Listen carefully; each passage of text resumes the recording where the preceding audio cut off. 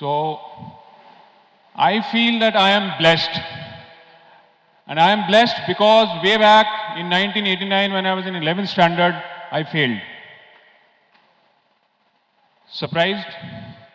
Shocking? Yes. Even I was surprised when the report card was handed over to me.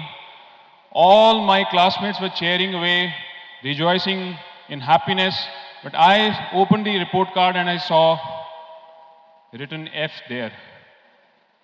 Well, F means otherwise also, but the reason or the connotation is similar. I just sneaked out of the school, went back to my home, cried, wept for the whole day. But after some time, at the back of my mind, there was a saying which started overpowering me, echoing in my mind, and that was, whatever happens, happens for good. But the point is that what is so good in failing? I was not able to understand that fact, that I have lost 1 year, I have lost my efforts, I have lost money, time, my parents are not happy, I'll be sitting with the junior class, I will be ridiculed by many. So what is so good in failing? Anyhow, the time passes by and memory fades. I kept on going to the school till one day when the examinations were about to reach again. I remember it was a winter time because that's the time when the preparatory leave for the board is being given to the kids. And my previous batch was sitting at home preparing for the board exam, 12th, but I was still coming to class. I was still coming to the school.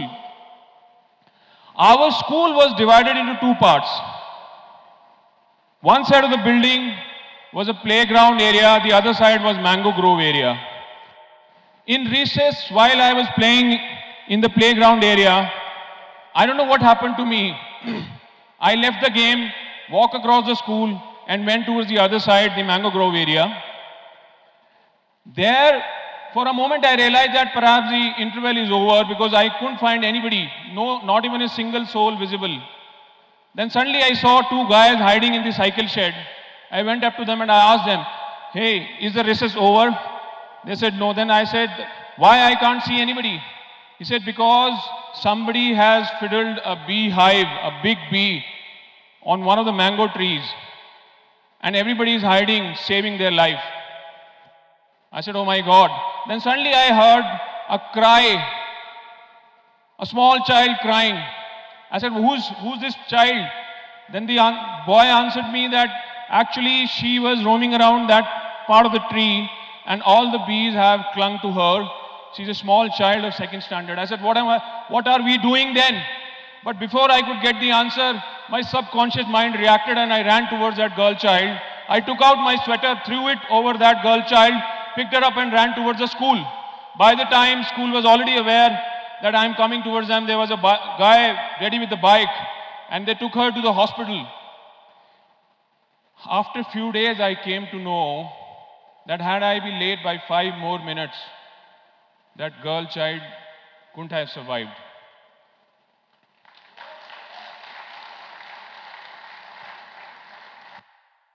Day I got the answer that whatever happens, happens for good.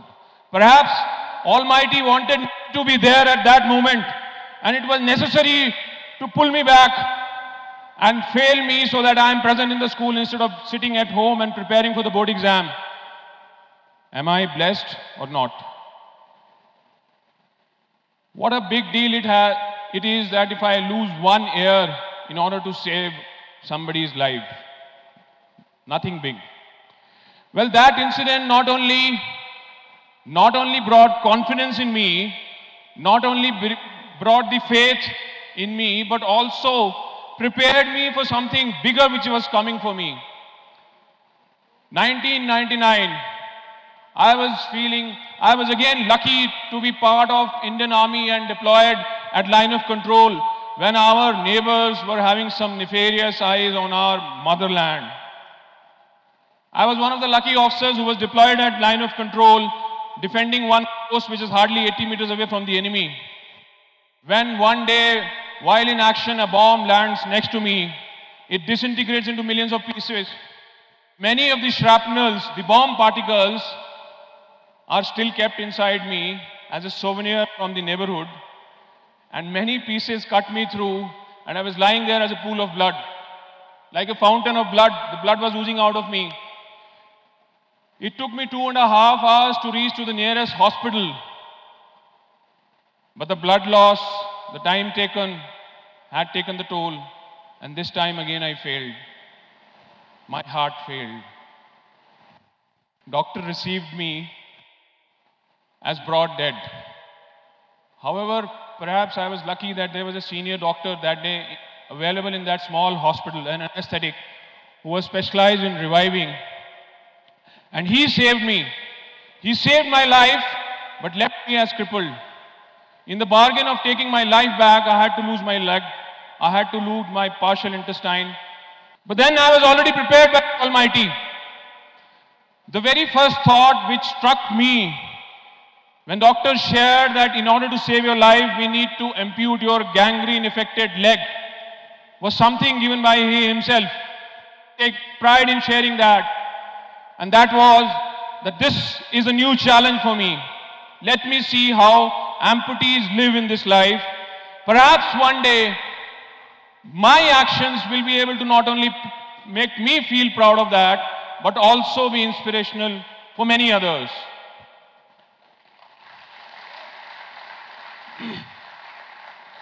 Well, imagine a young officer who's just 25 years old and had only put in 1 year of service.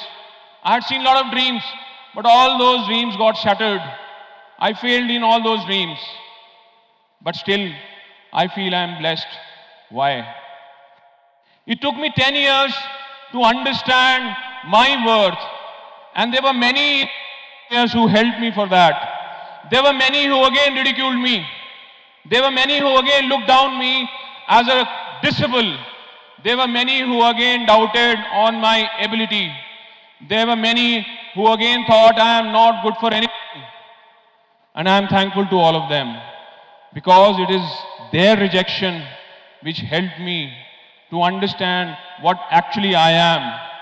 It is their rejection which helped me to understand my ability. Then in 2009, I chose to answer back all of them, not by talking, but by my action. And then in 2009, I became the first person in India, I don't know why it had happened, never in the history of India, to run on artificial leg a half marathon, 21 kilometers. This is the same leg which I am wearing right now, which is actually meant for walking and not meant for running. But I took chance. I said, whatever it may take, I have to prove not to others, but to first myself, that I can take control of my thoughts, of my disabilities, and I can win over myself. In the bargain, of course, I answered all of them. It took me 3 hours 49 minutes. It was a constant battle between me, as I mentioned yesterday also, the good me and the bad me. The bad me was motivating me to take shortcut. The bad me was asking me, hey DP, what are you trying to prove? As it is, you are badly injured. Why the hell are you screwing yourself more? The bad me was telling me, take shortcut. The bad me was telling me, take lift. But the good in me was telling me, DP, if you do that, will you be able to look into your eyes again? This is the moment. This is the time when you can prove yourself that you are much more capable than your disability which has been given to you. Well, it was actually a moment of exhilaration, because after 10 years I had felt something worth I had done. But then the personal achievement is not so great. What made me feel more great, that the random thought some time back I had thought when the amputation news was shared with me was somehow coming alive. When in 2011 I started the group after my 4th half marathon, which was my first blade run, which gave me the second Limca record as the Blade Runner of India, I started the group, The Challenging One. People like me are known as physically challenged, but I said no, we are not physically challenged. We are perhaps the chosen by the Almighty himself, because He knows my capability, that despite shortening my abilities in comparison to what has been given to all, I will be able to do many such things which perhaps many able-bodied are not able to do. So we are the chosen ones, and the chosen ones together are known as the challenge. The Challenging One is a group where there are around more than 1,000 amputees as of today connected with me, and we hold three main important tasks. First is to give them a flat discussion so that everybody and anybody who is just stepped into the amputation world should not revive, reinvent the wheel and find the answers on his own. There are others to help him out. There are others to help him, guide him, handhold him, motivate each other. The second thing is a peer support group where when we find any new case who's going to get amputated or a freshly case of an amputation, we go and meet him and the family and tell that look at me, if I do, even despite being amputee, if I am able to do all such things, don't worry, you are now the chosen one. So you have stepped up towards a world which is actually meant for some people only, some the chosen ones. The third important thing which we do there, we motivate, push them by actions only, not by words, and tell them to come out of their shell life and participate in sports and adventure activities. Sports is the area where I develop my attitude. Sports is the area where I feel everybody can develop the attitude. By now, out of those 1,000, in just a matter of 5 years, the Challenging One has enabled more than 100 amputees. And you name a place, a city today where there is a marathon happening, and you will find a challenger participating there. The challenger is being converted from being challenged in just a matter of 5 kilometers. I have found people, amputees, standing on the start point and asking me, sir, is it important to wear shorts? Because they feel shy showing off their prostheses. And when I tell them, take pride in it and start off, just start off. By the time they finish their 5 kilometers, that fellow who was lacking confidence gets converted into somebody whom people ask, Are, you are an inspiration, can I have a selfie with you? This does not help just the amputee to gain the confidence, but also converts, change the perception of society and enable them towards a better and inclusive society. So the one DPC, way back when I was hunting for some sponsor for my activity and everybody rejected me, over a period of time, just by sharing the attitude, had enabled and reached up to a place where last year a company came forward and sponsored my team of 18 amputees, to and fro, fly, 5-star stay and a marathon.